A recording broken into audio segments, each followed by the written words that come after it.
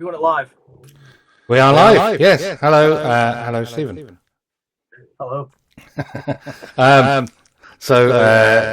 would love to blame technical difficulties, but at 2 minutes to 9, Stephen sent me a message saying, do we start in 2 minutes? And I was like, we do if I get changed in 2 minutes, yes. I guess it's appropriate that the one thing the clankers can't do is help me with time zones. No.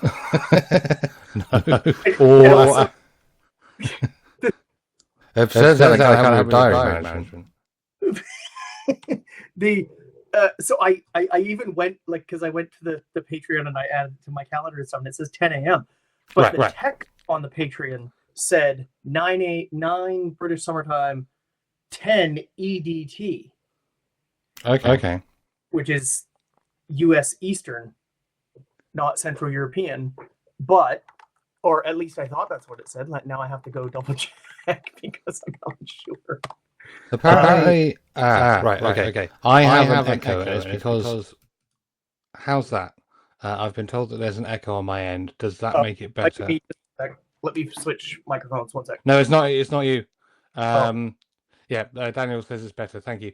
It's because I had both my microphone and the chat sound both coming through the stream. So I switched my microphone off on the stream. Cool. I don't even see the chat because I don't actually know how any of this works. Oh, it's in the Patreon. Please like and subscribe. I barely know what time it starts. Okay. Oh, there it is. Look at that. Yeah. Cool. Awesome. All right. So I wanted to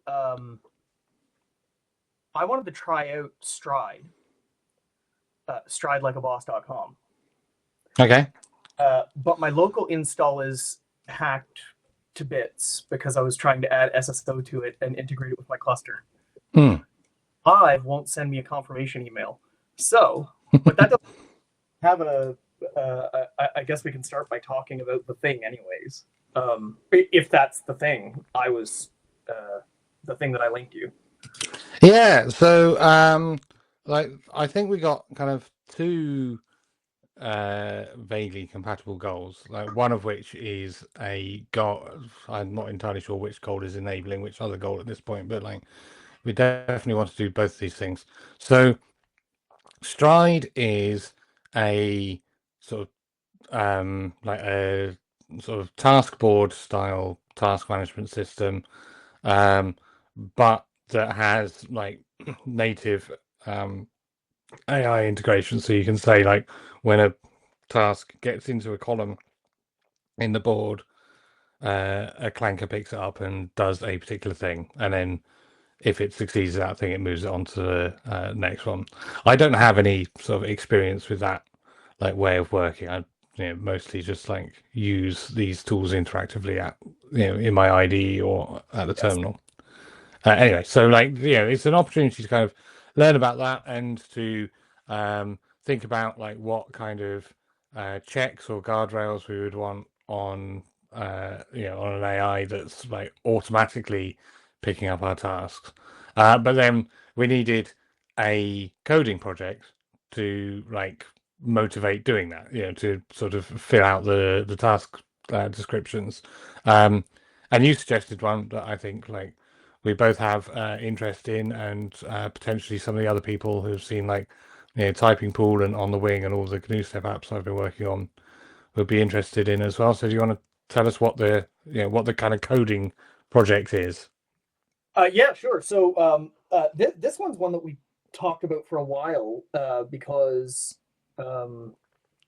basically, improving the Objective-C support in GCC. Because the blocks and blocks in particular are the thing that are sort of missing from GCC for GNUstep. And we already have. I don't know if we talked about this on stream, but back when we were doing Objective-C Retain, I pinged. Who is that consulting rig in London that does GCC work? Embercosm. Yes. I emailed them and said, hey, I want GCC to be better at Objective-C too. Can I pay you to pair with me and teach me about this stuff? Okay. And it turned out that I didn't have enough money and they didn't have enough time. Sure. But now, this is kind of the perfect thing for me with the AI stuff in terms of skill expansion. Working on compilers is something that I don't have a lot of experience with. I've read through the Dragon book and done the exercises and so on, but it's not something that I've done a significant amount of. Except now that I think of it, I have worked on bits of the Ruby VM and various small talks and stuff, and I know there's a lot of overlap, but compiled languages are just directly compiled languages like this are slightly different, and GCC is its own beast because GCC is and you know more about this, and if you want to talk about it, that's cool. But my understanding is GCC is an awkward architecture for compilers because it's 2-phase instead of 3-phase, and that's why Clang was more pluggable or something. I don't quite understand. I think that my understanding and like my experience is not directly with GCC, but I've worked a lot on the GDB internals because I worked for a startup that was then acquired by ARM, who then spun it out to Linaro,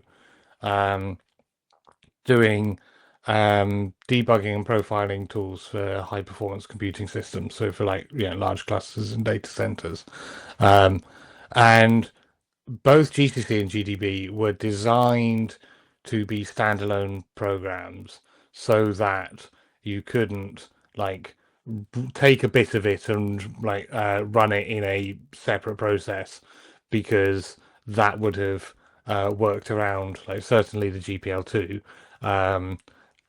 and Stallman didn't want people being able to easily do that. So GCC has an architecture where there's a front end which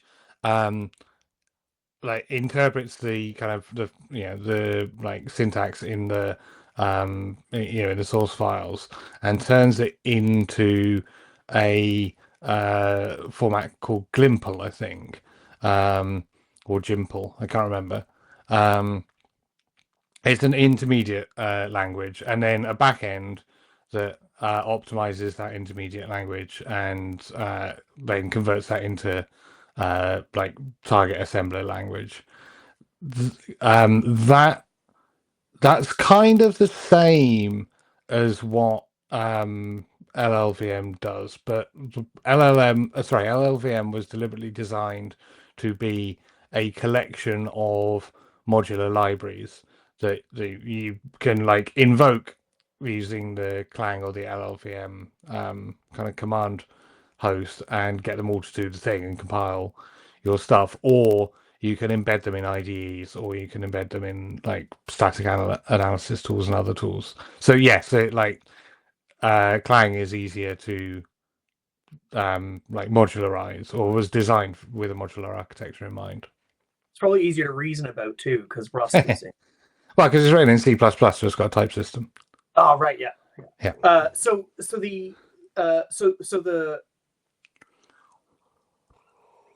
this is also, I guess, historically relevant to this particular project, because this was how, in the early days, Next shipped GCC and object files, and the installer did the linking to get around this.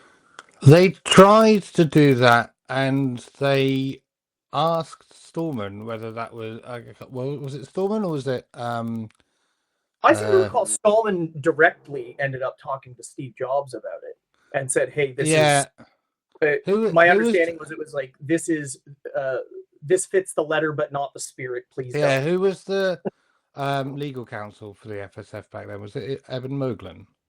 I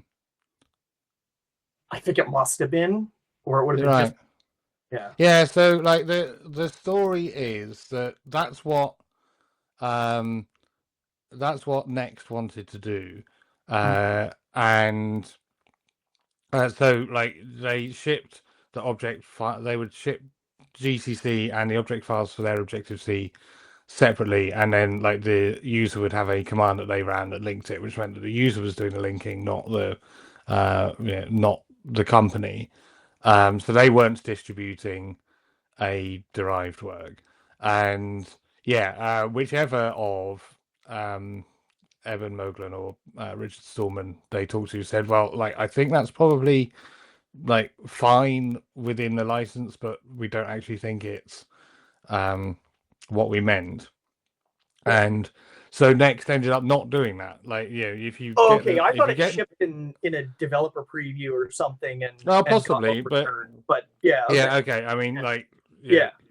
there may have been a handful of people who got that, but like certainly the versions of like NextStep Developer that I've used, you do just get their version of GCC, their version of Objective-C, and it is all free software. The Objective-C runtime library is not, but then that isn't linked against GCC. That's linked against your app binary, and that was the state up to GCC 4.3, which was the last version that Apple used. So when Apple when Next acquired Apple rather for like minus $400 million and agreeing to give up their logo and use the Apple logo instead, they carried on using like all of Next developer tools and and their operating system and everything, and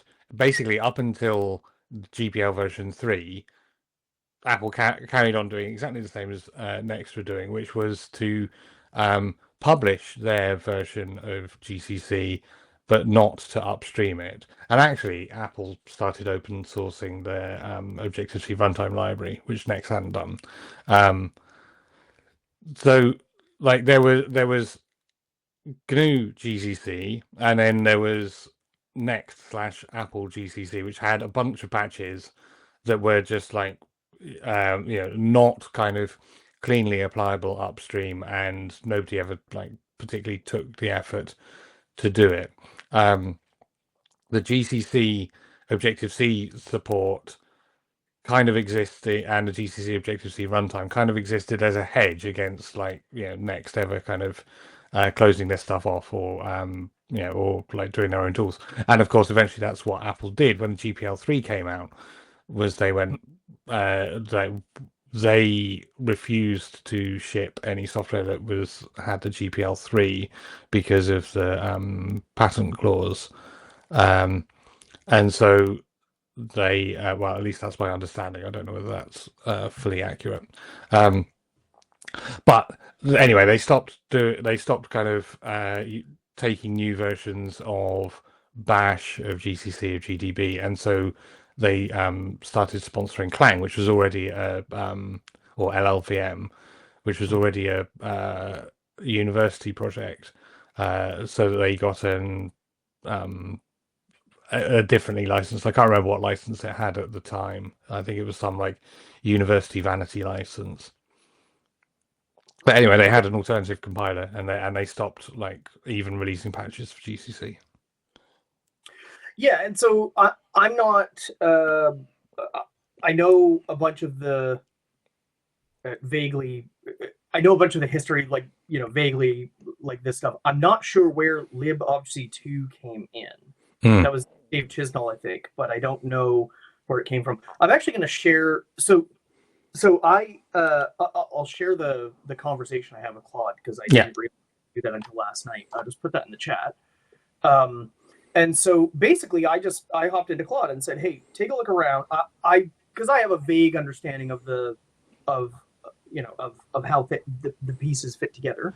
I knew that, and I have dug into the code a little bit, but like I said, it's not my wheelhouse. And this was a really great place for me to say to Claude, "Hey, take a look at Objective-C and GCC and libobc2, and let me know how do we bring GCC up to snuff." And I read through it, and I was actually pretty impressed. And you came back and said that you agreed with Claude's interpretation of this, and it seems like there's well, one of the things that really annoys me about Claude, if you scroll down to the bottom of this, it's got time estimates for all of this stuff. Yeah. Which is, I always find it hilarious, but these things, they emulate software people in the worst possible way, and end up being very very accurate. It broke thing. I tend, when I'm looking at a big thing like this, I tend to tell it, break it down into iterative phases, tell me what the checkpoints are, stuff like that.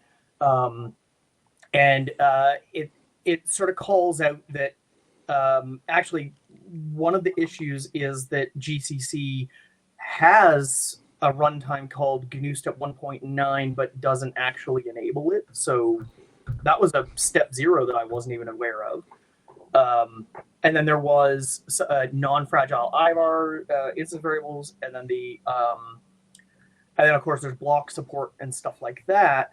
One of the cool things that I learned, and this is one of the things that I love about using Claude for code that I'm not familiar with. Like I said, I built GCC and stuff, but I'm not really deep into the community. And so I asked at some point, like, how do we test this stuff without, and it introduced me to this thing called Deja GNU. Is really neat. If you're looking. Yeah. So just before we go into that, we've gone from the history to the details without explaining what the goal was.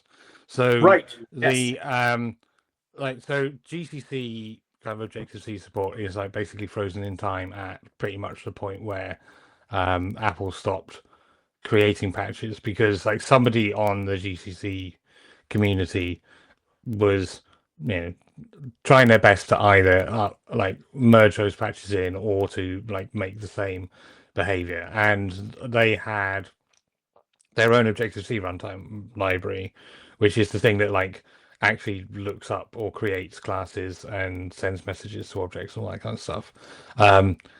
And that is not quite compatible with the way that the Next/Apple Objective-C runtime library works, because it is designed to be more portable. So what it does is just say it lets you look up a method and says, here's the function you call, and then the client code calls that function, and that means that you don't care what the API of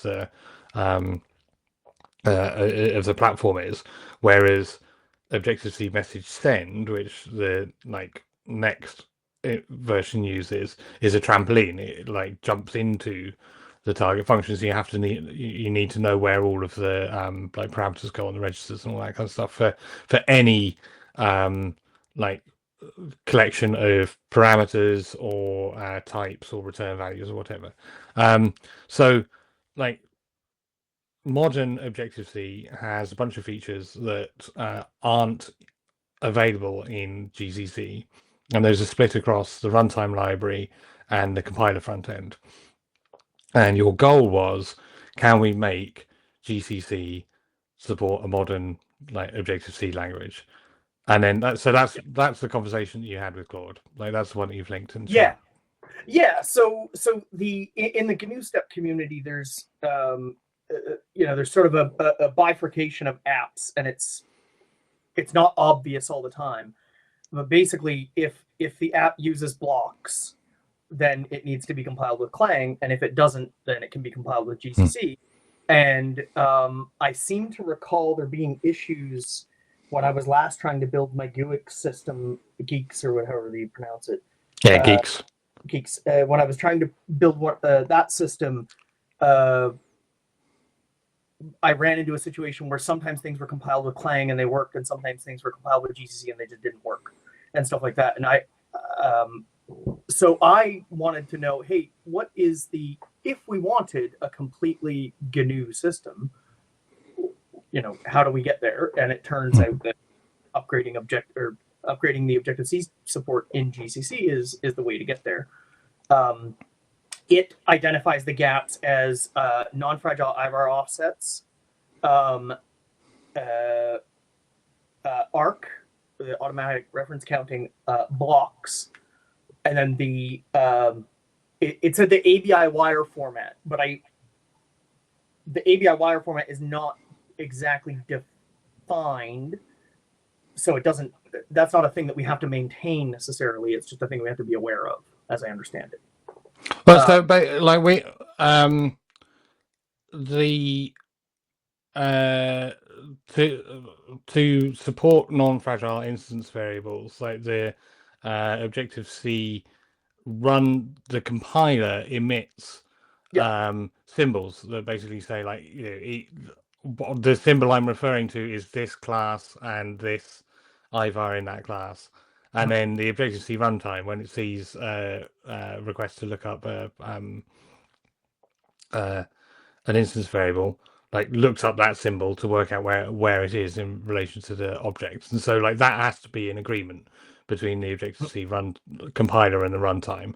And the GCC can do that for the Apple runtime library, and it doesn't know how to do that for the GNUstep one. Right. That makes sense. So what it suggests is that we use the existing libobjc2,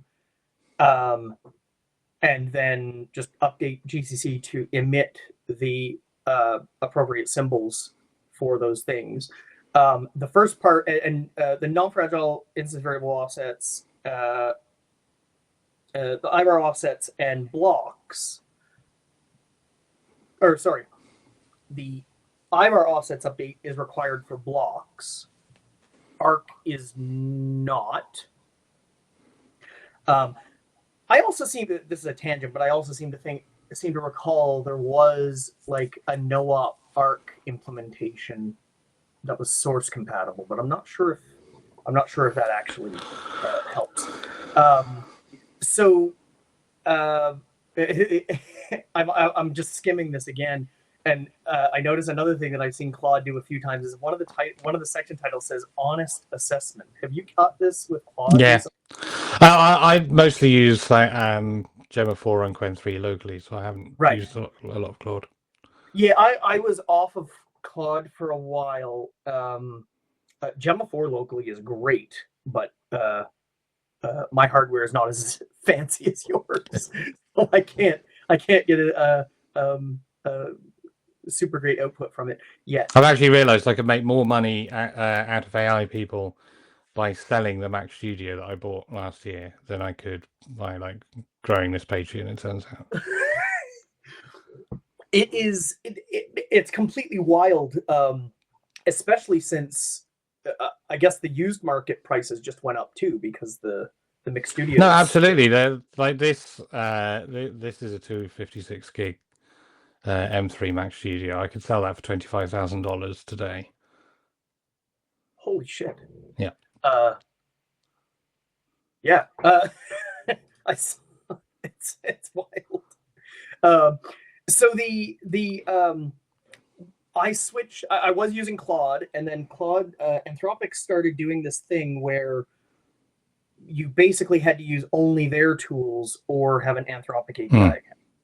And I do not care to pay per token because I'm not responsible enough to manage that.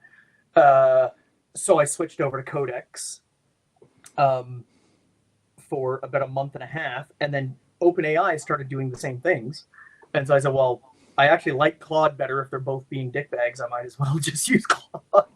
And It turned out that when Claude started doing the thing that I hated, everyone else followed, and then it looks like Anthropic is back to not doing that anymore. Okay. Who knows what'll happen. But so one of the things that I noticed when I came back to Claude was that it starts saying, "Oh, the honest this," or "Here's the straight truth," or something. Right. Which is something has been telling Claude an awful lot between 4.5 and 4.8, I guess, that it needs to be very honest, or at least pretty. So that's kind of a weird thing that jumps out at me now. So I told Claude that the actual goal is to just bring it up to snuff, and what's the what would be a plan for that. So it first suggests that, and this part I'm super excited about, with GCC's Deja GNU harness, Right. which is basically assertions you write in comments around a source file so that you can see, so you can check the output, which is super cool. And it looks like the first chunk of that is actually pretty straightforward. So it identifies the first phase as like foundation, which is just, change a compiler flag, which is no problem. Phase 2 is the non-fragile IVARs, and then the phase 3 would be blocks. Now, ARC is interesting because I thought ARC was something that would be like just off the top of my head, it sounds like ARC would be a runtime thing, like a runtime library thing, not necessarily a compiler thing. No, okay. So, like, just to kind of catch up on the chat, Daniel has been saying that the things that you're seeing in Claude are things that he has seen as well. So you're not alone there. And I've dropped a link in about what Deja GNU is, which is this testing framework for GCC. So, no, the compiler has to sort of emit calls to retain and release objects when it sees like objects getting referenced or references going away, and that's what makes it automatic, is that this is all done by the compiler, and so there's nothing to do at runtime. There are like weird optimization paths that are done with runtime support. I remember seeing one where if you return an auto-released object from a function that's then used in the function that called it, at runtime, the program looks up its call stack to see whether it's going to, like, whether this object is going to be consumed by its caller by the compiler putting sentinel functions in the call stack. And if it sees a balanced pair of these, then it doesn't bother doing the it doesn't bother actually running the emitted retain and release, because it knows they're going to balance out. But yeah, it's all done in the ARC is compile time. Yeah, that was it makes perfect sense, but it was not what I assumed would happen in this particular case, because I tend to think in terms of Smalltalk and Ruby, and I would implement both of those not directly in the compiler, in those language, well, until optimization time, right? Until the make it fast step. But so that's so I basically just asked Claude, because I was like, hey, this is a problem. I don't have the background and foundational knowledge to be able to learn this, quickly. But I do have a good enough understanding that if someone explains it to me, I can understand it well enough. And this is one of the things that sort of opens up some cool things in software development. Is there's a whole have to do in the software industry, stuff that I am smart enough to manage, but not necessarily smart enough to do myself.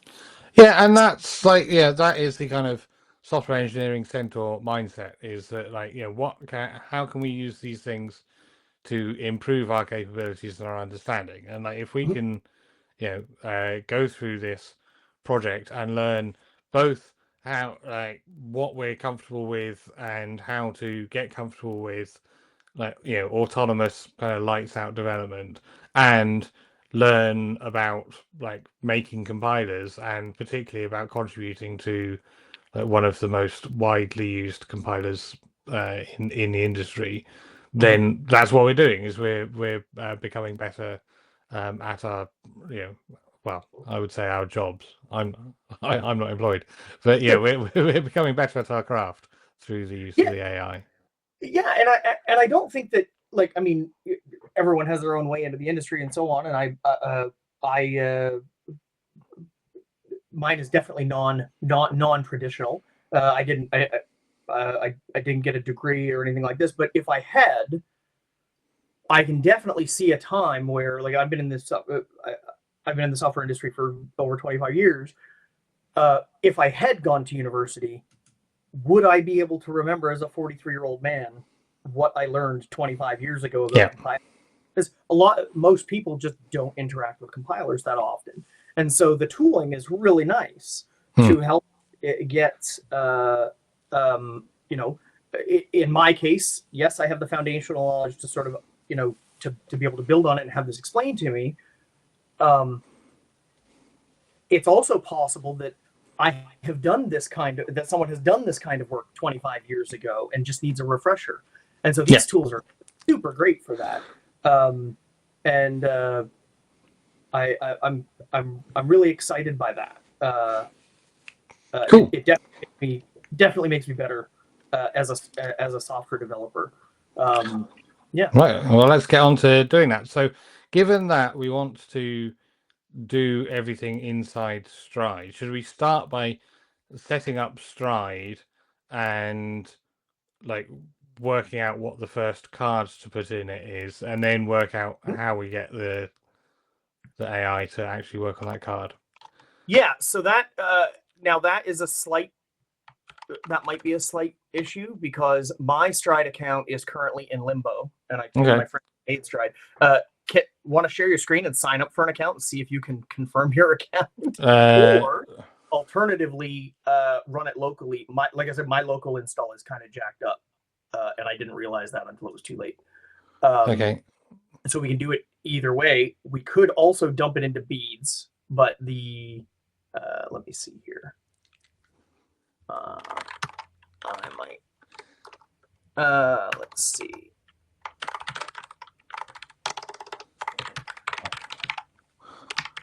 Gonna set up a second screen, and then I'll try and share that screen, because otherwise I end up with all the OBS stuff all over my shared screen. All right. Okay, so I have a second screen.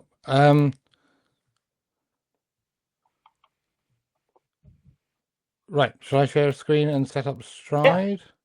Yeah. And just go to stridelikeaboss.com, and then we'll try and set it up. This is open source, made by a friend of mine, Cheesy, and I have all of my dev tools are on a local cluster in my house, here, and everything is behind SSO. And I figured, okay, well, I'm going to use Stride locally behind SSO. I need SSO, so I opened a pull request and then rebuilt, started doing some other stuff on my cluster. But this is it. So the thing that wasn't immediately clear to me just from clicking the website and clicking through is Stride doesn't actually do any of the work. It's the web app is the board, and then skills that you install into your agents, and the skills know how to pop a thing on the stack. Okay, so it's just using like the REST API. The model uses some kind of REST API to get the data off. Right. Well, that's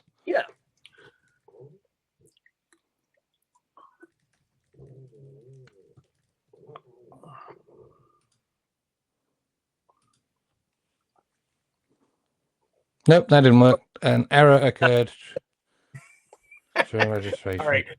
This is going to be related to the issue that I did message Cheesy about it last night and said, hey, I can't log in. Can you fix it? Because I'm hoping to use this on stream tomorrow. And he says, yeah, give me a minute. And then I went to bed. So I think Stride might actually not be working today, which is unfortunate. Okay, but you said there was like a local version. Oh yeah, you can totally. Let me grab. If you go to back to the Stride page, follow it to GitHub, and then pretty sure you can just download it in Docker run. Where's the GitHub link? Resources. There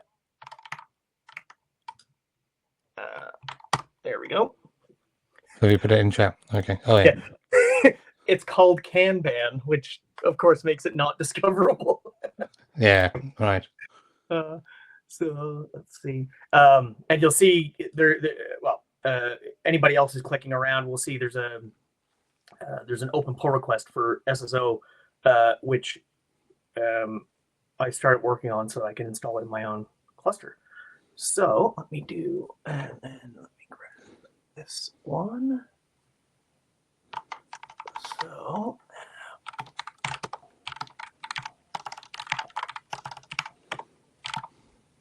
oops. All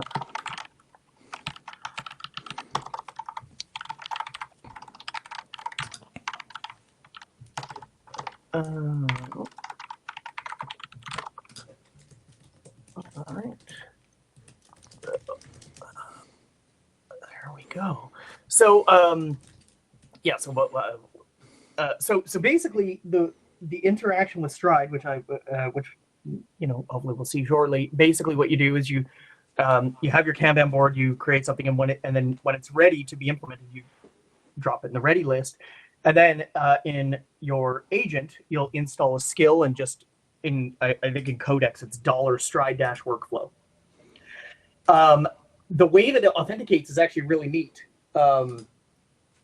You go in and you tell it just generate a bot token, and you give it a name, and it gives you a token, and that token is the auth token. You give that to your agent, and it does the things. Right. What it doesn't do is like a continual loop, which is the bit that I've been playing with, which is basically continually run Stride workflow, which is the skill that pops it off already, does the thing, opens the pull request, and so on. So this thing requires a command called mix. Oh, I guess that's Elixir. I don't have. Oh shit. Okay. I am. Dude. Yeah. Okay. 1 second. Let me.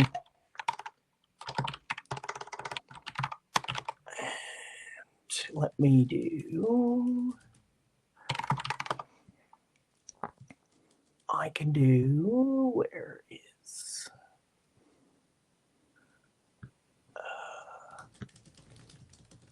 Yes. Where is? I'm also looking for.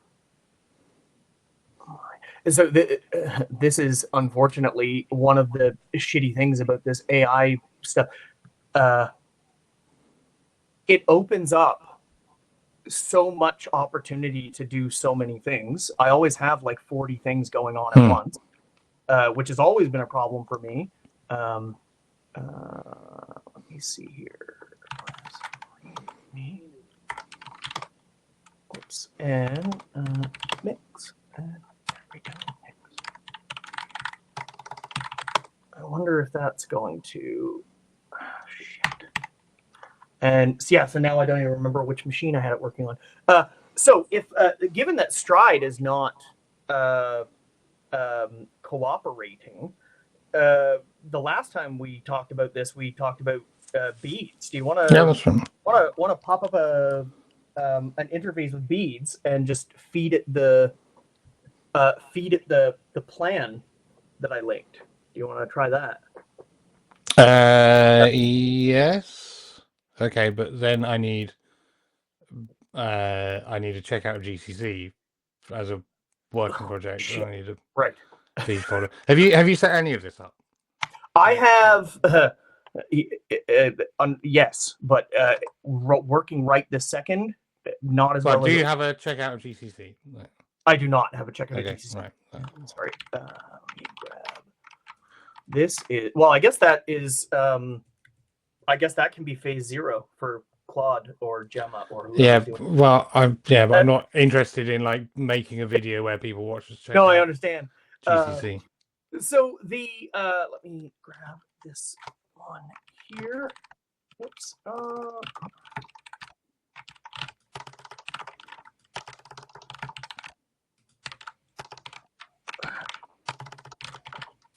Where is okay, but there we go. And all right, so I think I'm just waiting for my local Stride to reset itself, and then we can at least use do Stride here. Yeah. All right, and we'll go. Here we go. There we go, and X test, and there we go. And all right, so it's just my local stride is rebuilding from main, which will just take a minute. And let's see here. This is another. Oh, that might be something interesting worth talking about while I'm waiting for this to rebuild. Is the token efficiency is a lot. It seems to be super good in Ruby and in Elixir. Also seeing a bunch of reports of people saying, "Oh, we have these Ruby things, and we're having the clankers go and rewrite it into Java," which seems odd to me because token efficiency seems like an important thing.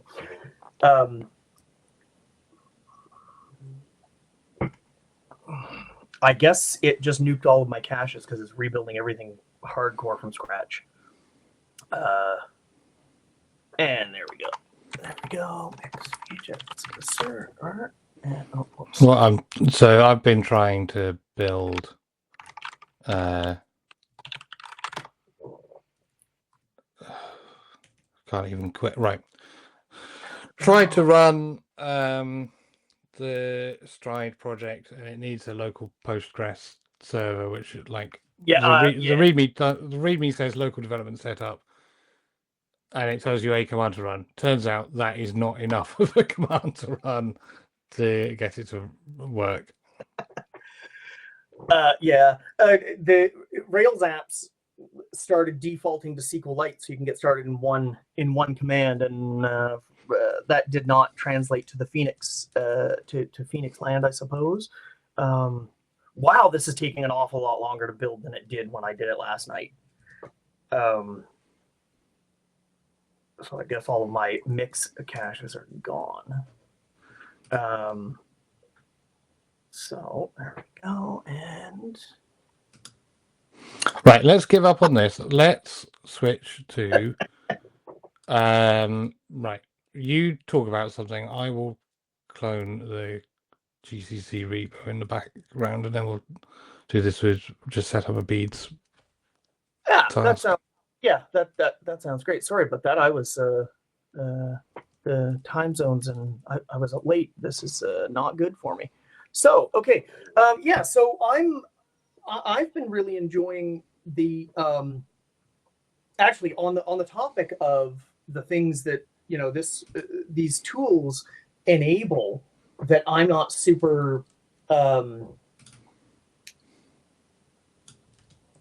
I'm not necessarily incredibly experienced at is really great. I'm sure we've talked before about on previous streams about how we would both like to have the Smalltalk operating system and the Smalltalk desktop, and so I've had in my head for years, this is exactly what, this is the operating system I would like, and here's an idea about operating systems that I wonder if it'll work and things like that. And one of the things, most people in their life get the opportunity to work on one or maybe two operating systems.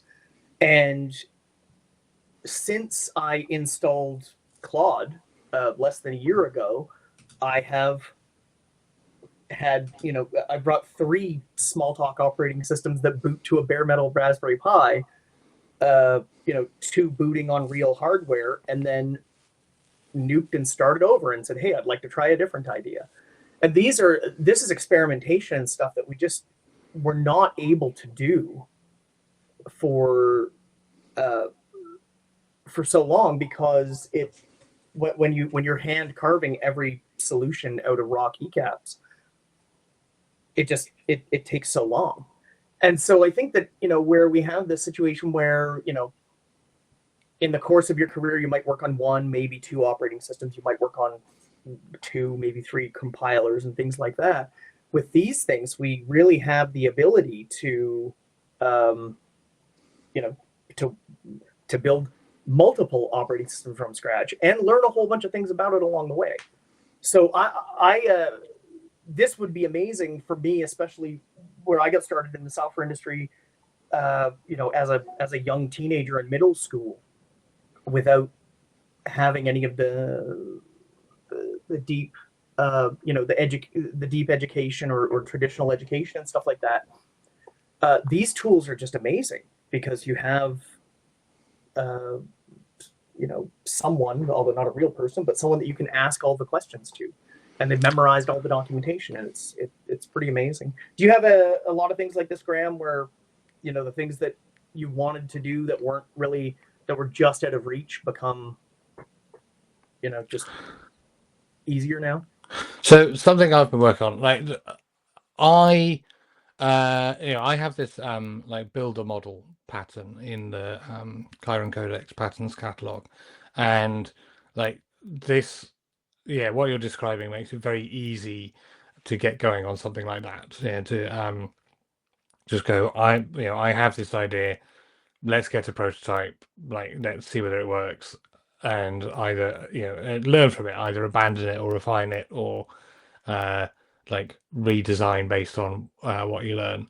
Um, and the idea of using a tool, and like I often kind of use Ada like this, just as a sort of as a like advanced technology rubber duck. I'm kind of thinking about doing this. Is that a good idea? Or rather, tell me what the pros and cons are. That is a really powerful thing. I don't think it's quite a substitute for like mentorship, because it they can answer, like, I mean, they can answer any question and they will answer any question, but not necessarily from a position of like experience or reasoning. Um, and so, you kind of use it for, I mean, they're called generative AI, like use it for generating ideas, like, your analysis of the compiler, where you go, like, I want to like have modern features in GCC Objective-C. What do I do? And like it says, well, here's the bits that are missing, and here's like what's already there. And so you learn. You don't need to modernize the runtime library. You use the existing runtime library and add support for it. Like, yeah, that kind of thing is great. Um, for like, is this a good idea? Like whatever answer it comes up with isn't actually a helpful answer. It's either going to like be validating, or it's going to kind of riff on it a bit, but it's not actually going to tell you, like, it doesn't have the idea of what is good or bad that comes from having tried stuff. So, but your direct question, I tried to write a system probably about 9 years ago, called Mark00, or Machu, depending on how you want to pronounce it, which was on the herd, using fast system translators, building a Smalltalk style object-oriented dispatch system. And it was just for me to learn about how to like how herd translators work, how the mark interface generator works, um, and like the goal was like create a single routine that you send to a marker port called message send, that takes like an arbitrary number of parameters and returns a where every parameter is a send write to a port, which is the IPC mechanism on the marker kernel, and anything it returns is a send write to a port. And then you model objects. So classes are named ports on the file system. So you can like send the create message to like the array file, and you get back a port that is like the ability to send messages to an instance of an array that you just created. And then you send messages to that port, and you get back ports which are like maybe represent the objects and the elements of the array, or an object that is the count of elements in the array, or whatever. Like, so it's basically building a kind of Smalltalk messaging system out of ports in a on a marker kernel. And when I try to do this by hand, like there's a book on my shelf back here from the 90s, like that's all about the Mark operating system. I don't know whether I'll be able to find it quickly. It's there. Programming under Mark. Programming under Mark it's called. And I got some way I managed to like have the null object that just like returns itself and doesn't do anything, whatever object, whatever method it receives. And that took a long time, and I kind of then got bored and moved on to something else. And recently I kind of rediscovered this. I think I was searching my blog for something, and like this post came up and said, oh yeah, that project. So I started when on April the 1st, Gentoo announced that they were switching their default kernel to the herd. And obviously this was an April Fool's prank, but to make the prank valid, they created a virtual machine QEMU file that was Gentoo running on the herd. So I got that that VM, launched it in, cloned my Mahu repo, and then started working on that again. And now I've got like arrays and integers, arbitrary numbers of like arguments, arbitrary like return types, ability to get primitive types in and out of the system, all working because like I'm thinking about what the design is and leaving the typing to the AI tool, and it's going much faster. And like there's no goal to that project other than learning. So like whenever I get a change, I then read the code very deeply, make like comments in it so that I kind of comfortable I know what I'm doing. Ask the AI, so is my analysis of what's going on accurate here? And like what I intend to do with that is to learn more about the herd, so I'm in a position to kind of work with and contribute to that operating system. But first I need to make some money so I can buy a Libre root computer and install it, because doing it in a QEMU VM is incredibly slow.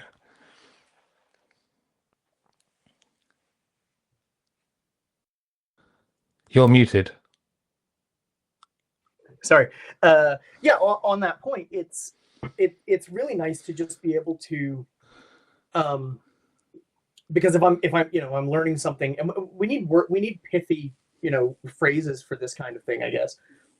But if I'm trying to learn something the old-fashioned way, and especially demonstrate that I know what I'm doing, I'm going to be tripping over syntax and environment configuration and stuff. That it's these things. Error messages these days are generally pretty good, and we can figure out what's wrong. We can iterate on it.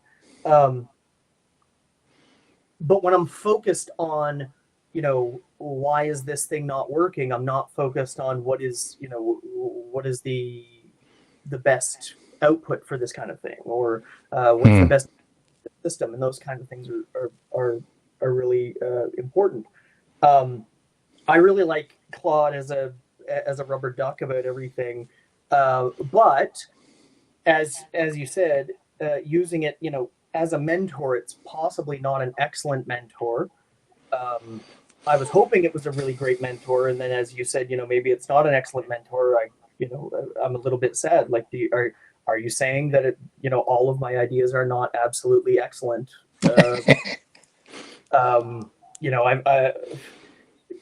At some point, we're going to have to deal with the situation that we have. We're now raising an entire generation of software developers who have only ever heard, that they're absolutely right and all their ideas are great ones. We had that already because of cancel culture. Right, it's the participation trophy of software. Yeah, exactly. So Daniel says in the chat that he's attempted a Smalltalk game engine with Raylib Core 4. With Raylib Core 4 times now. He's failing every time. It's a lot of fun. Right.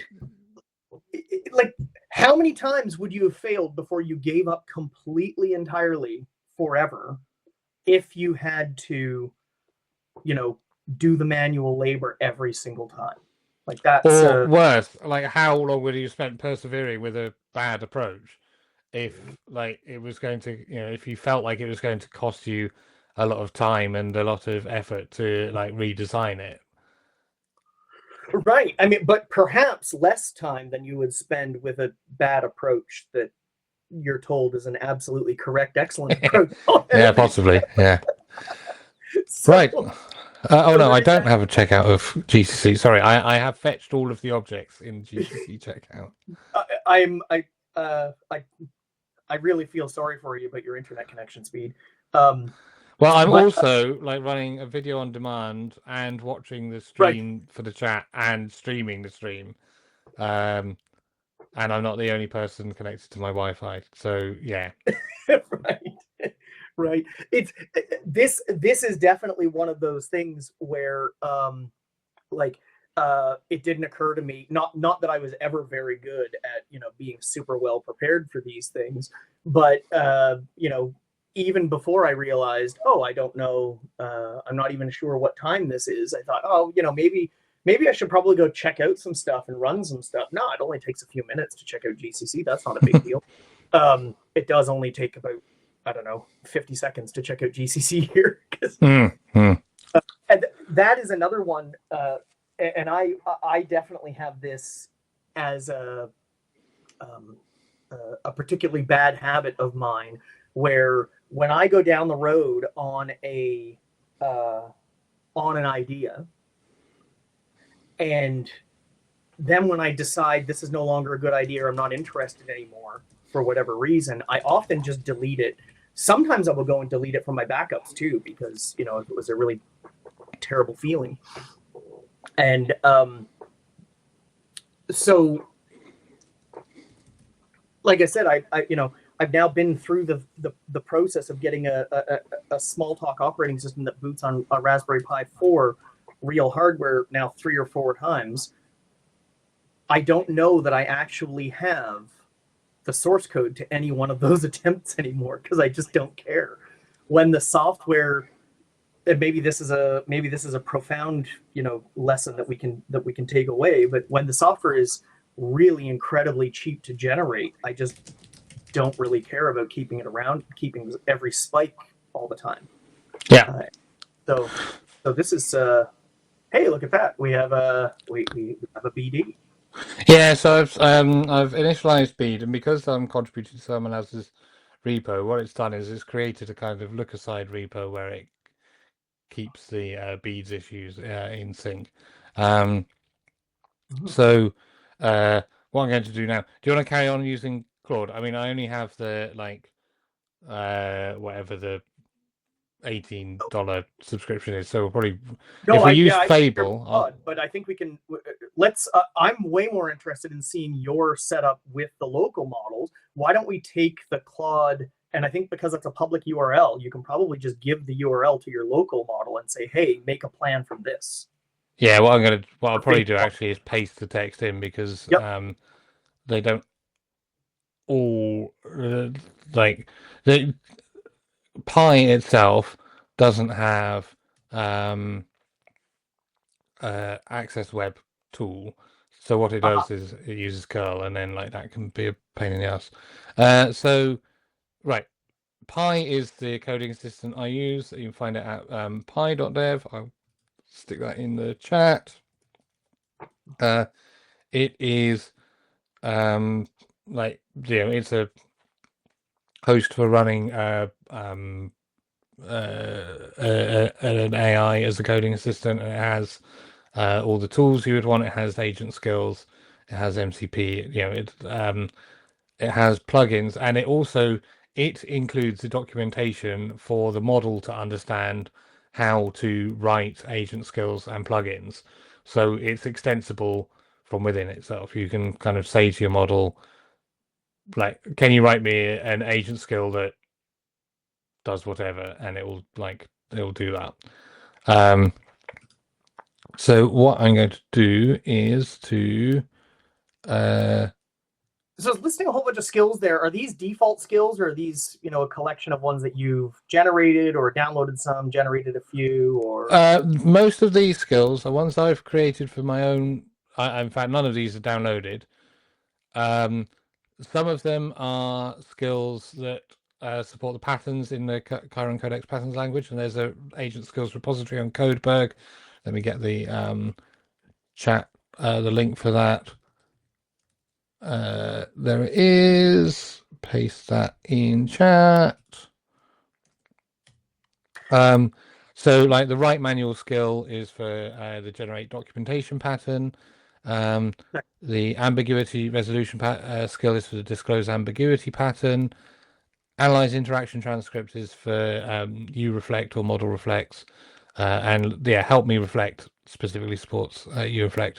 And then a bunch of these, I did a video a while back on like a thing that I had done last year that I then kind of redid as a sort of open source thing this year, where I created a 1990s Java shop that out of AI. So like, firstly, you take your problem statement. It's spec-driven development, like the hard way, right? You start with your problem statement and then generate like Ivar Jacobson style use case documents. Then you build a use case diagram. Then you like decompose that into packages, and then define like activity diagrams, class diagrams, sequence diagrams, state diagrams. Build up a model of the system, and then start implementing like the features that are specified in that design. It kind of worked like surprisingly well, particularly for like kind of small models like the local models, or like even sort of Claude Haiku. Because it was only doing a step at a time, it kept it on track a lot longer. What the two problems I had were, one, it couldn't do like sort of what do they call it, where you can like reverse engineer the model from the implementation and generate the implementation from the model. There was a particular phrase for that in the 90s. Round trip. It can't do round trip design very well, and plant UML syntax it doesn't know very well, so it like just makes mistakes that mean that the designs are inaccurate or don't like render into diagrams.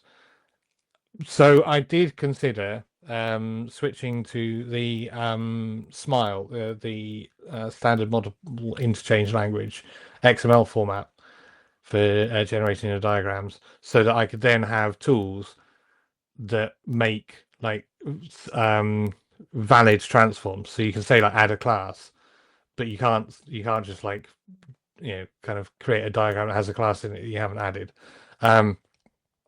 Anyway, a lot of the skills are there to support that. I think you got side. I didn't know that you were in the AI girlfriend space, but I see you have skills for side by side and conduct off and take baby steps. Yeah. Side by side and bake off are for testing changes to my workflow. So try it this way, try it that way, generate responses to both multiple times, and then compare them on like some metric.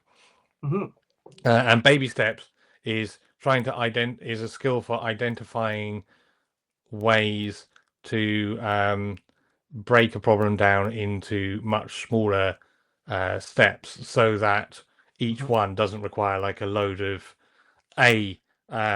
potentially ambiguous problem statements that mean that it does it like the way that I wasn't expecting, and B, like consume a load of context. So actually we could use that skill here.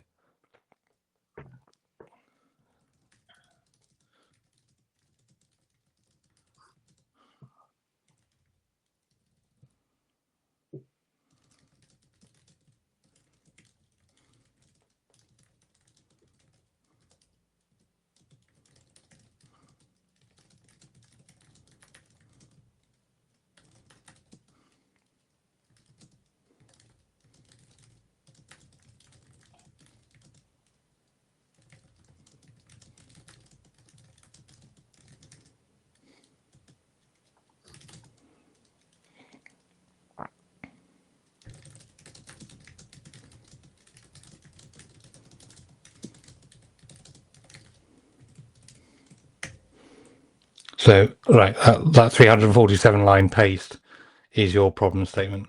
Nice. And I've just pasted in the whole web page. So we'll see what it does. Yeah, so I'm using the Gemma 4 31 billion parameter model, which is from Google's DeepMind. It's my default model because it's typically very capable and seems to be pretty stable. The Qwen 3 or the Qwen 3.6 model family is the one that tends to perform best on software engineering benchmarks. I have found that crashes more frequently on my computer than the Gemma 4 models, and don't have enough like capability to go in and diagnose why that is. It might be that like it's using a different.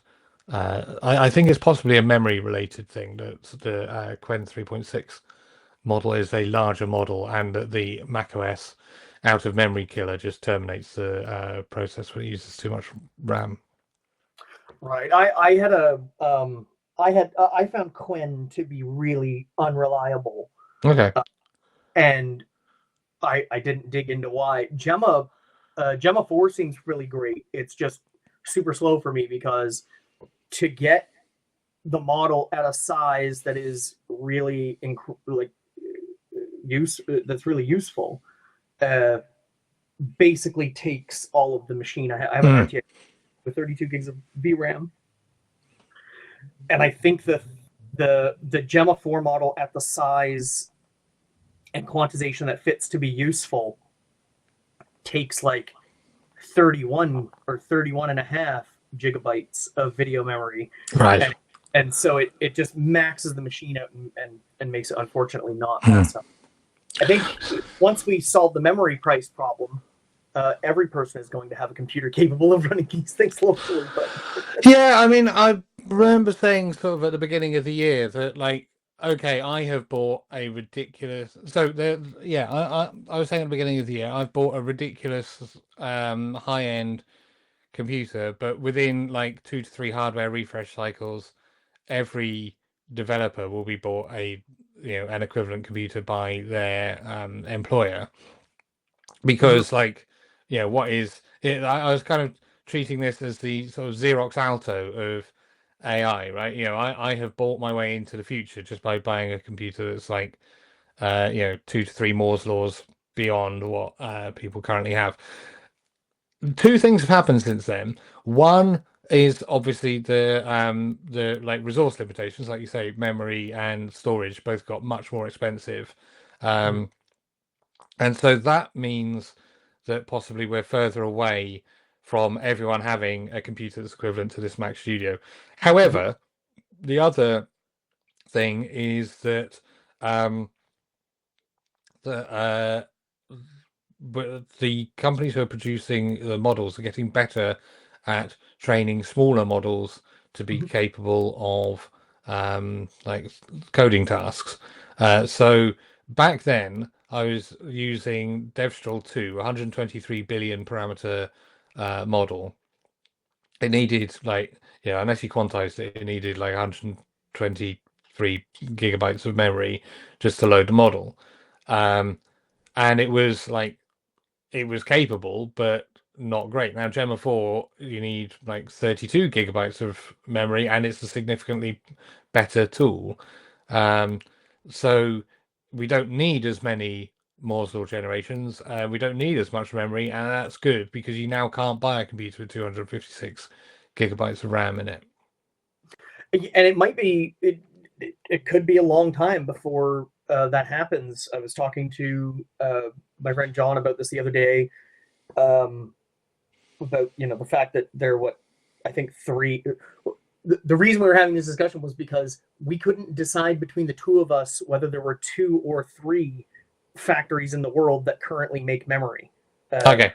And it turns out that there are actually 2 factories in China that were never a part of any of the reporting I could find. Okay. Never named, And it came out because Tim Cook went to, I guess there was a news article on 9 to 5 Mac that said Tim Cook asked Donald Trump to relax restrictions so that they can buy memory from these other two Right. Chinese that nobody knew existed. And so we are, of course, we're in a memory shortage, and that's only going to get worse. But it takes time to build factories. So I think what we're in an interesting situation, because with the limits on memory availability, we have to get better at making these things more efficient. And then, of course, when the constraints on memory availability are gone, we're going to have these super efficient models that we can run on ridiculous hardware. So it's ebbs and flows. One thing that popped into my head that I was curious that you probably have more thoughts about. Someone on Slack mentioned a few weeks back that they use the large capable models to make a plan, and then use the cheap fast models to implement that plan, which seems obvious to me, but it was backwards to what I was doing. I was making the plan with the cheap shitty model because I like to do those in a fast iterative conversation manner. And then I would give the big model to the actual implementation because I thought the implementation was more important, because I'm an agilist and the plans are just not important. But but that was an interesting thing. Have you experimented or perhaps you've even written about it on things that I haven't seen yet? So I did an episode of a podcast called Code for Thought. Let me put a link to that in the chat, where I I'll just find a specific episode rather than the there we go. So Code for Thought, I did this episode on whether spec-driven development means the end of agile, and that's relevant to like your kind of thought on, should I really be spending all my effort on planning, or should I be spending all my effort on implementation?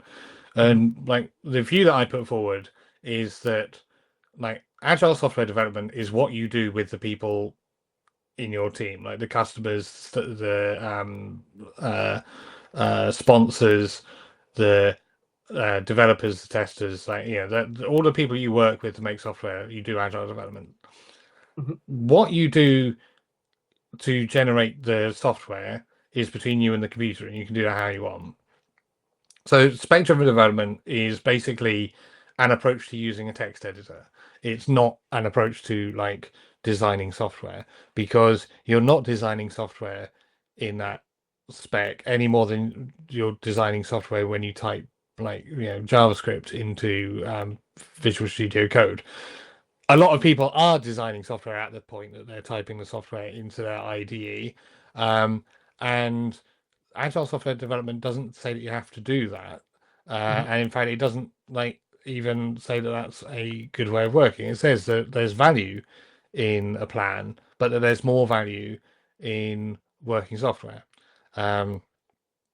or rather, there's more value in responding to change.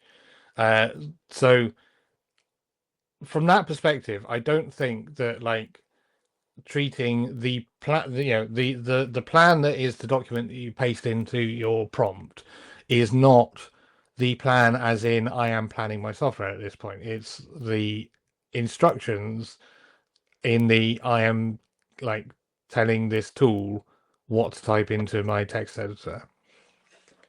And from that perspective, I do it the same way as you described other people doing it. I want the instructions to be clear enough to follow that a cheap model can follow them.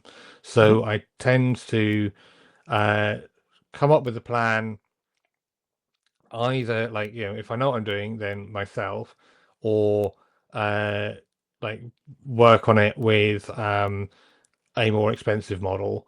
Like that might be the point where I use like Gemini or Claude, is to like generate the kind of the big document like you shared for this project.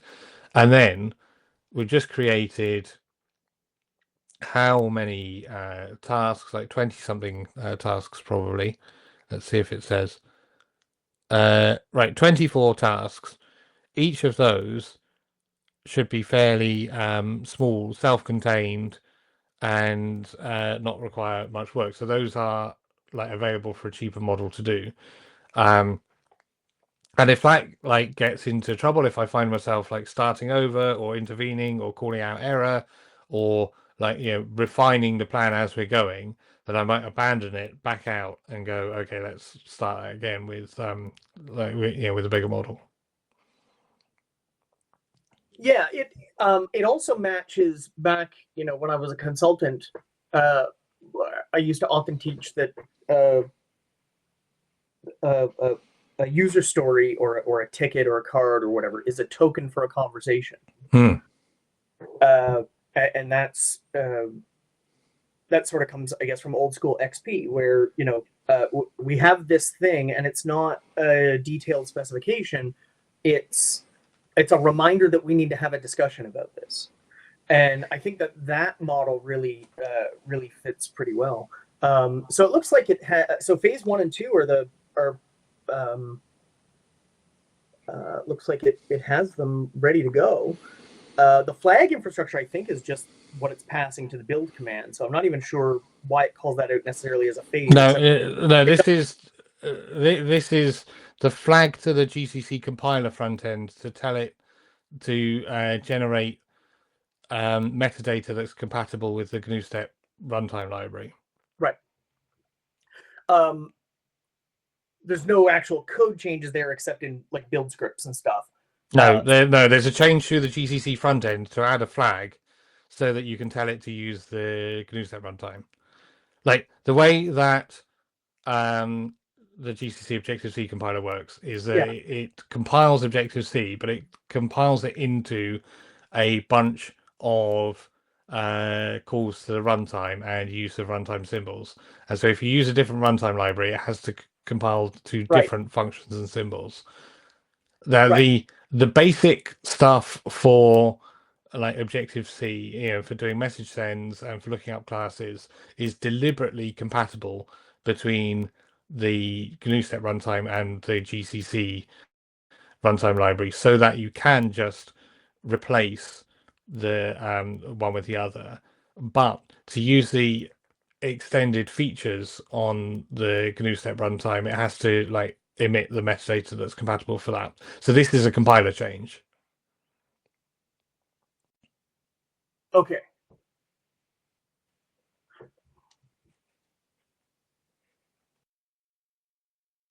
Okay, yeah. Okay, that makes sense. Shall we kick off the first one? We probably need to have the GNUstep Objective-C runtime, which I currently don't have.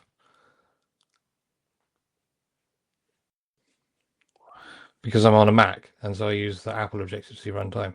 Oh, right. Right. Will it be smart enough to check it out? That could be interesting. I doubt it, but okay, let's So I have a create execution plan which tells the thing to make sure that the problem statement is unambiguous and to identify the risks and what it's going to do about the risks, and then to like break the thing into even smaller steps. I can see that we've only used 17% of the model's context, so I'm not worried about doing a clean slate at this point. I'm just going to ask it to tell me what its plan would be for working on the first available task, and we'll see whether it like decides it's going to download the runtime or what. Awesome. I have to go refill my drink. I'll be back in 30 seconds. Sure. We'll see how that goes. Yeah. Let me put this a different way. I'm going to say, tell me what the first available task is.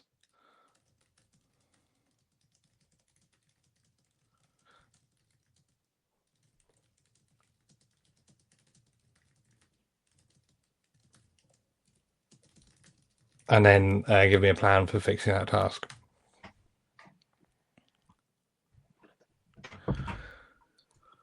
All right. Let's see here.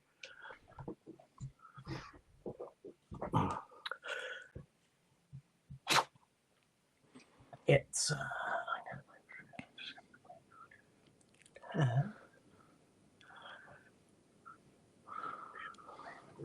okay.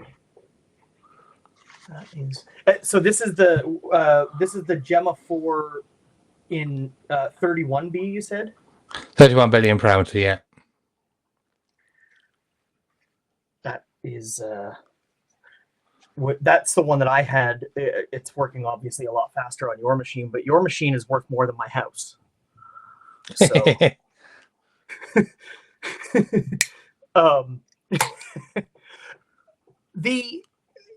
I didn't actually look up the McStudio pricing. How much did the price go up? I saw some headlines that it was like 20 to 30% price hikes across Apple hardware across the board in places. Yeah, I didn't see that because I bought this one like in November last year while I was still working for Apple, so I got the staff discount. So and of course this model is no longer available because they don't have that that amount of RAM. So I didn't track that. I think that is right. Well, some of the surprising price increases were on things like the Apple TV, which is like it's kind of 4-year-old piece of kit. But yeah, I mean, pretty much everything went up. Like the Vision Pro, the iPads, Macs, like phones, everything. So yeah, my create execution plan skill gets it to break it down into what's the objective, what is it not doing. So it's like I'm not going to make code gen changes. That can be important because otherwise you give a assistant a task and it goes right. Well, here's everything I could do that sounds like it's like in line with this task, and then like makes the problem way more complex than it needs to be. This keeps it focused. Something must be done, and this is something skill. Yeah. So this looks pretty good. Well, here it says analysis. Currently it supports FGNU runtime and FNext runtime. The design suggests using the Clang style, this other format. I actually think it would be better to to use the GCC style. And then it's got like a risk matrix, so that it knows what it needs to test, and then it's got like a bunch of tests, and then we go into like how it's going to actually implement this task. So we're now like 2 levels down, right? We took the big roadmap that Claude created, and we created 24 tasks out of that, and now we've taken the first of those tasks and said, right, what are you actually going to do? So I'm going to correct the flag.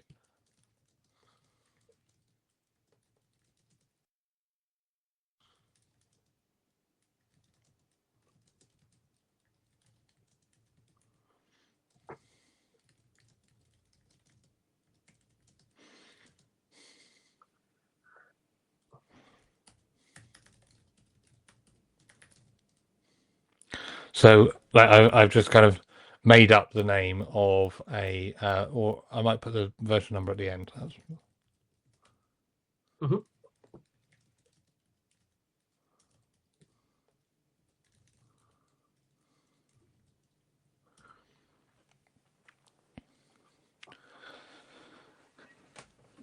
So, I mean, obviously, like we're kind of working in interactive mode here, and like one of the things we wanted to do, like the goal of using Stride, was to have a sort of loop, just like a sort of unattended workflow. Now, like it turns out, I wanted to like fix the design that it came up with, so it wasn't a bad idea to like review that.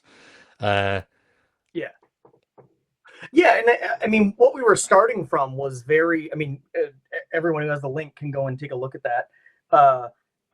One of the things that you might notice, we do talk in Slack a lot about here are the wacky things that here are the wacky things that are clankers do, or here's how I interact with my clankers and stuff. And one of the things that I have decided to start putting into a lot of things into a lot of my prompts is conversation, not TED Talk.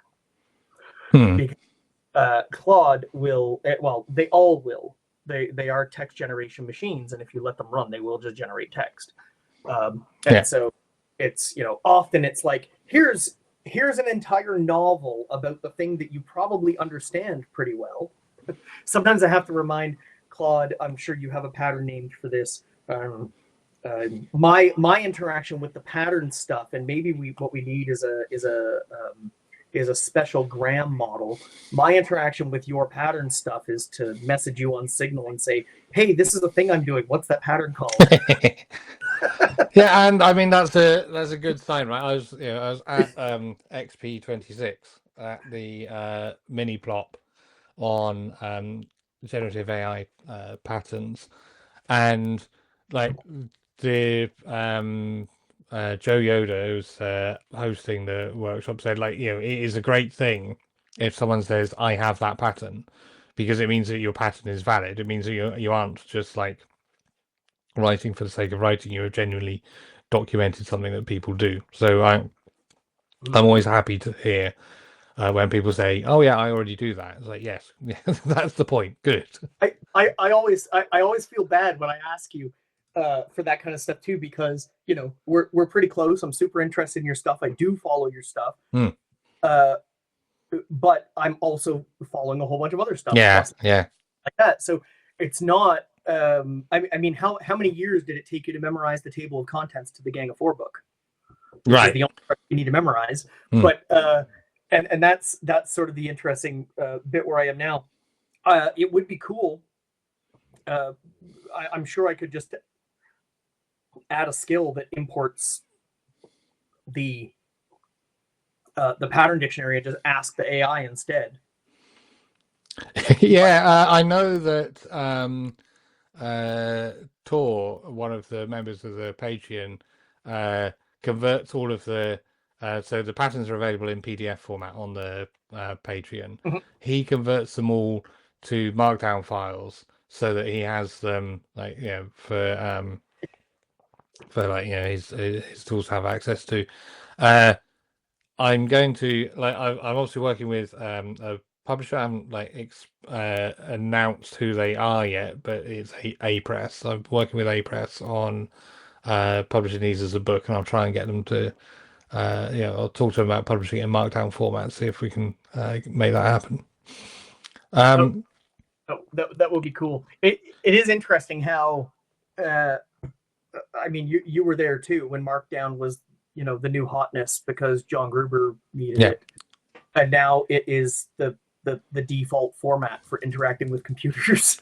Yeah, absolutely. I'm just going to tell Gemma4 to go ahead with doing this. So like Pi works the same as like most things. When the thing needs to use a tool, it asks permission, and you can either tell it yes, no, or yes, and remember that you're always allowed to do that.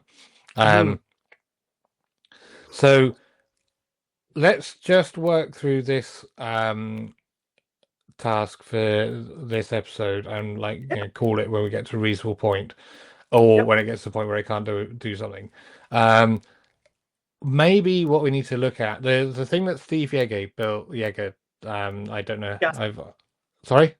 Gastown, exactly. Yeah, that's the thing he built on top of beads for automating working through the tasks that are in beads. So maybe next time we try Gastown, see if that will work with local models, see if that will crank its way through all of these tasks. Yeah, this is the a continual conversation we have about this in various online communities, including Slack and so on. But is the people seem to be divided into multiple camps on this, but one of the things I keep hearing is, the LLMs are non-deterministic and we can't trust the output and stuff. And I'm thinking, humans are also non-deterministic. Why are we trying to put more guardrails around these things than we put around actual humans? Well, I mean, it's possible that like we're just using these as forcing function to like actually define productive software engineering processes, because it used to be that like the processes were way more limited by how much work a person was willing to do, and now like we're finding that when you don't need a person to do bits of the work, the process is no faster because the process has been slowing it down, but that bottleneck was hidden. So Daniel says he used to just give the clanker a URL to a pattern and say, do this, and you have to change to the PDFs now. That's because these are now the content of a book and the publisher has the exclusive rights to publish the book, I don't have the rights to independently publish them. So they're still available for members of the Patreon, because you've been very helpful in reviewing them and in validating that it's a good idea. But that is like something that's about to scroll by. I just saw some not English characters just random in the output. Yeah. I don't see that very often, but people keep complaining about it. I'm sharing them with the community, but I'm no longer publishing them, and that means that the version that was on library.chironcodex.com, which was a Bookstack wiki, is no longer there. That is. Sorry. Yeah. Gemma 4 seems to kind of have interjections like aha or I see what's happening in multiple languages. It's an interesting quirk, but it doesn't seem to like affect the rest of its behavior. Yeah, I haven't seen the thing that I know a bunch of other people have seen where it just switches completely and starts outputting Mandarin or something. Right. I haven't seen that. But because of my peculiar situation where I use a US layout keyboard, I'm in Sweden, I sometimes write Swedish, I sometimes write English, usually write English, but often with my Swedish friends and also with the clankers, because of it's just the way my life is, the way that I talk about things is in English with many Swedish nouns. Right.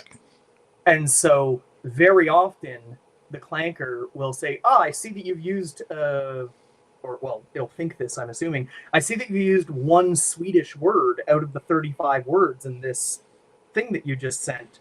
Let me respond to you in Swedish. Right. Which is kind of wacky sometimes.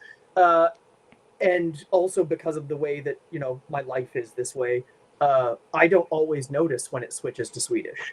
Sure. Because it usually I can just read Swedish or English and I don't really care in things like this. But every once in a while it's like, wow, that looks like Swedish and I don't understand a word of it. So that's interesting. So it's adding the new GNUstep runtime bits. Yeah, it seemed to notice that like currently the flags are implemented as an either or. Like if the flag for the next runtime is set there, it doesn't do the GNU runtime stuff, or vice versa. And so it's actually a bigger lift than the kind of project plan made out, because the project plan didn't rely on reading the GCC source code, and now that it has, it's got to work out how to like turn this into a at least three-way, like hopefully kind of n-way situation where the compiler doesn't assume if it's not using one runtime, it must be using one other runtime.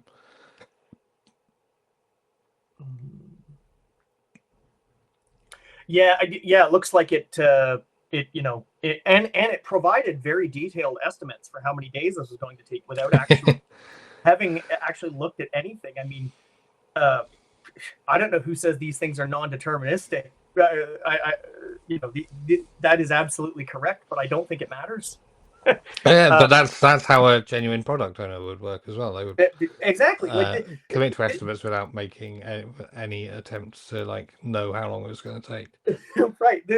This is why I always find those arguments a little bit awkward, because I was like, why do you expect this thing to be, different than a human? Now, there are things that these things are better at than humans. I mean, Claude, Claude doesn't come to work having had a fight with his wife or something like that, right? Well, he's French, so he has a French name, so he probably, he'll come to work after having a 5-7. That's a weird Canadian French versus Parisian French thing. So I ran into this when I was working with a French company about 15 years ago, and there was a French person in a room full of Canadian French people, and they were talking about, we would go for dinner to have a meeting, and the Canadian French people called it 5-7. Right.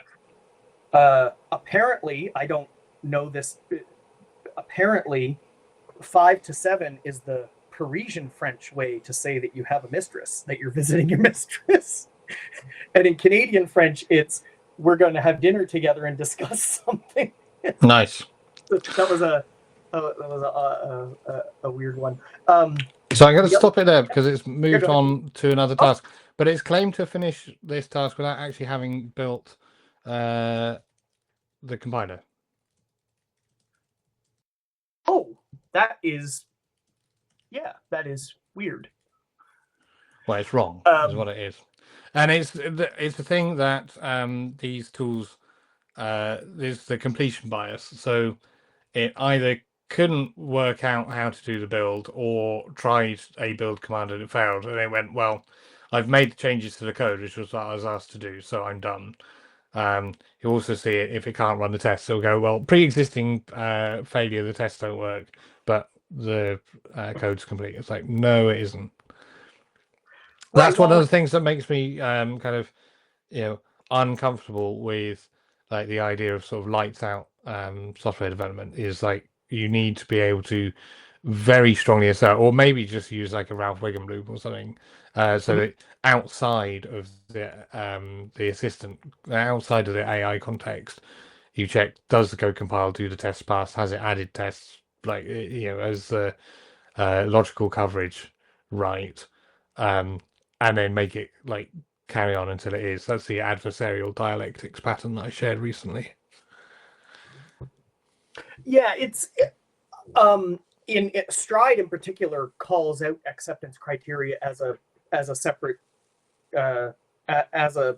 thing, but again, this is the kind of thing that happens in large enterprises all the time, and it's probably, it's possible that it's just really well trained on GNU, right? I haven't demonstrated this. I've only proven it correct. Is that the quote? Yeah. So this is, I didn't see a build directory. I did not attempt to build GCC because, that sounds like you're making excuses. Yeah. Oh, now I need to apologize. It's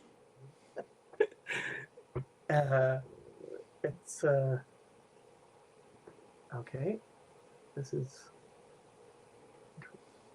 I still haven't got to a place where where I'm doing lights out development, but I do find on Rails apps, and people are horrified when I talk about this, but on a bone stock Rails app, I'm very happy to let the clanker do 100% of the work, and I only read the test cases.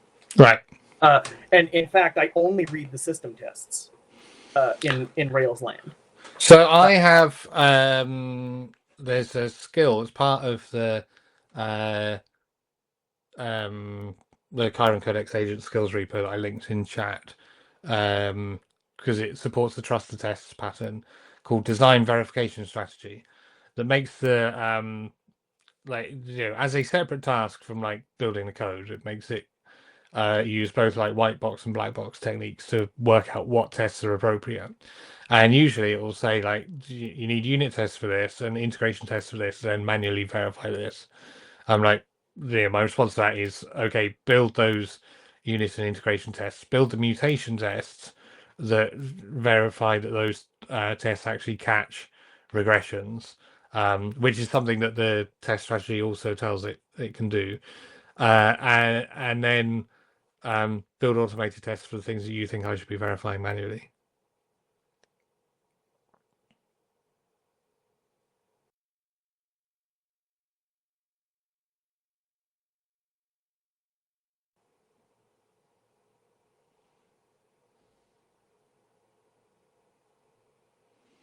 So I think its problem is that it can't work out how to build it.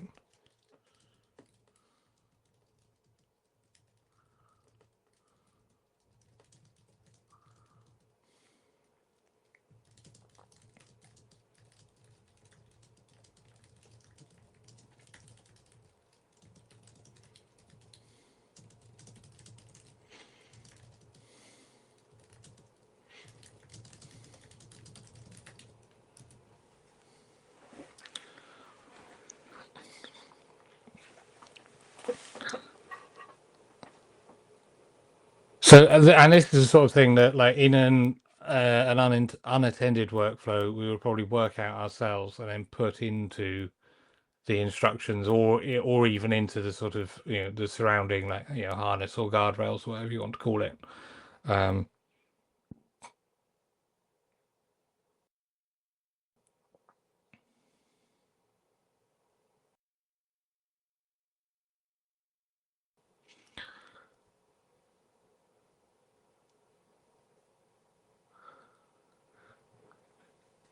And it's interesting that it's constantly generating output, like complaining about how long it will take to do. As if, and I'm wondering like where that comes from. Is that the completion bias? Is that the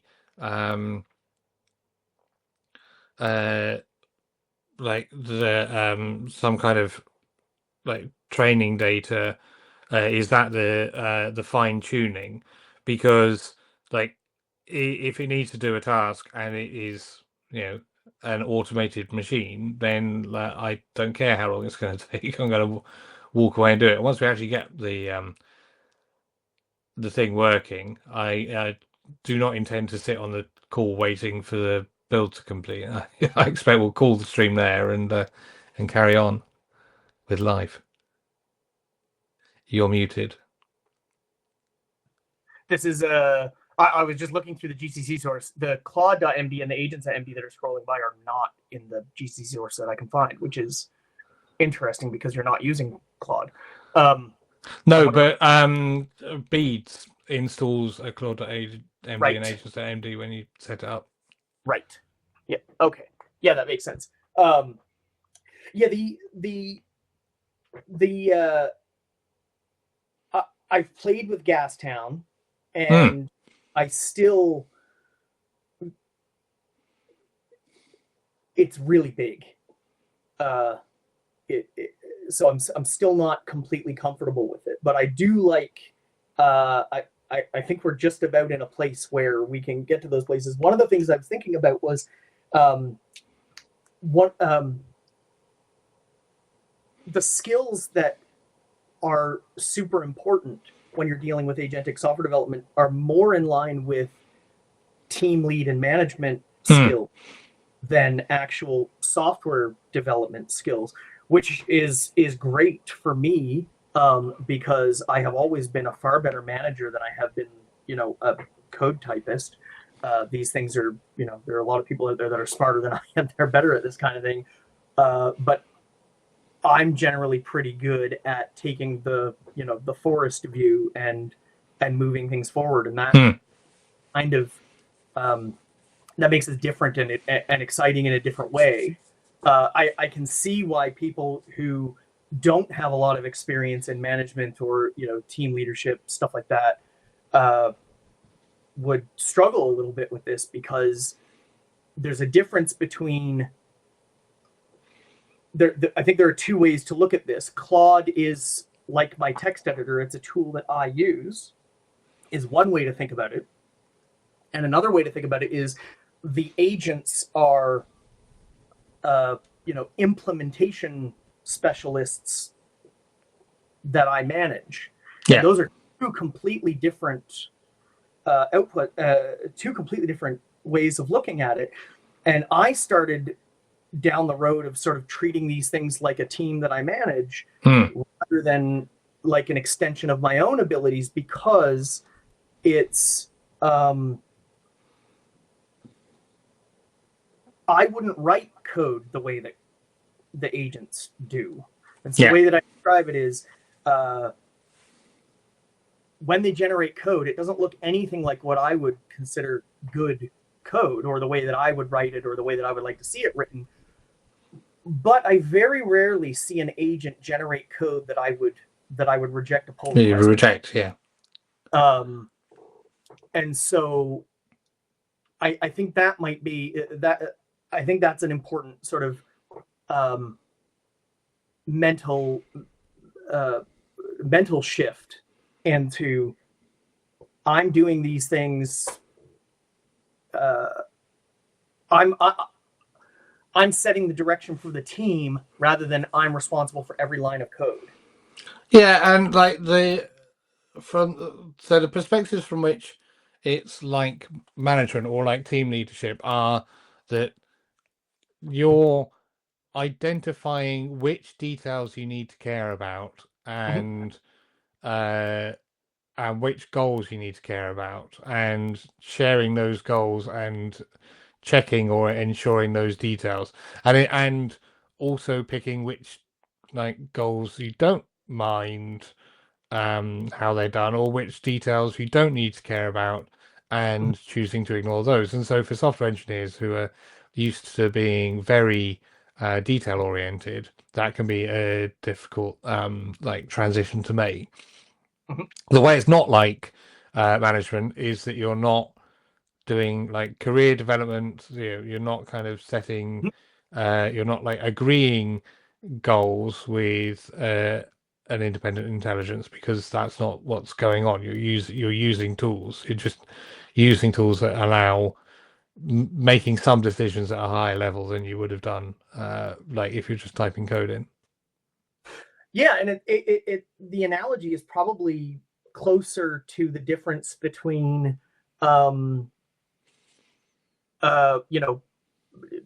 bespoke handmade things and things that are built in a factory.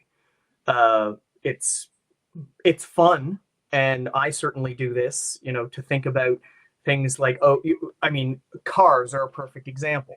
They do, the phrase, they don't build them like they don't make them like they used to, and things like that. But, on nearly every objective metric, cars are infinitely better today than they were 50 years ago when they were hand built. But that's not the whole story, because the subjective matters as well.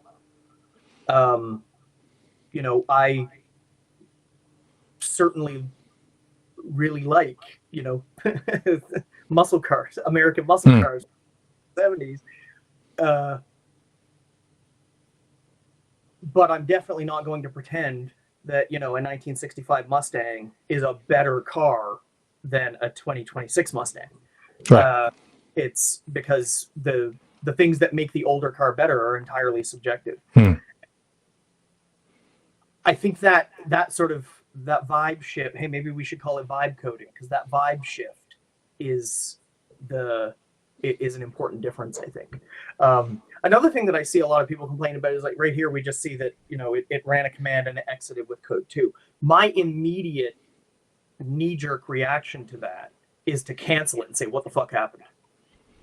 Right, but what it's doing now is like processing the prompt. So don't forget the context, the attention layer, which scans through the context and applies weights to all of the embeddings in the context, is quadratic in context length. So when you add thousands of lines to the context, you really increase the amount of time that subsequent inference is going to take.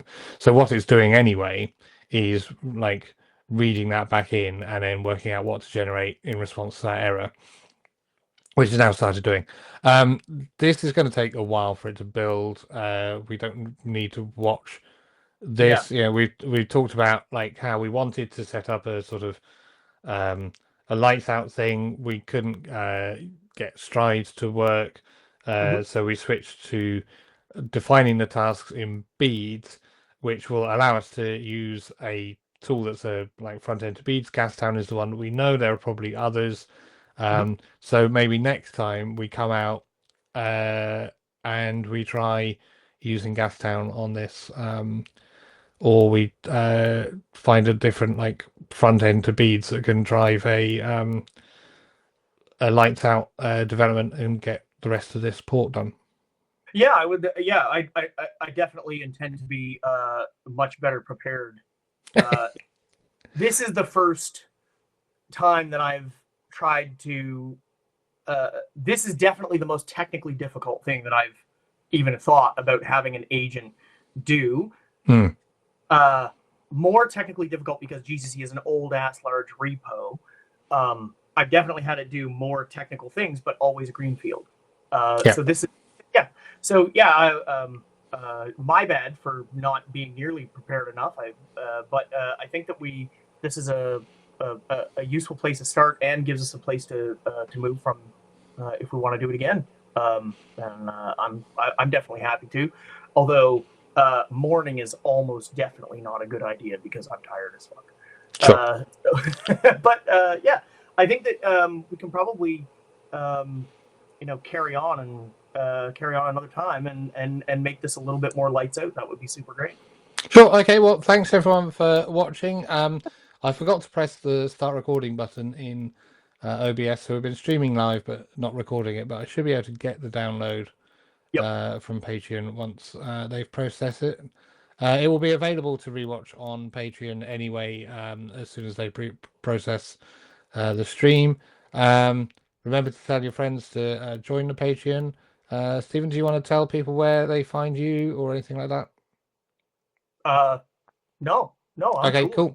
Right. It's all for you. Fair enough. Okay, well, thanks everyone, and we will catch you again soon.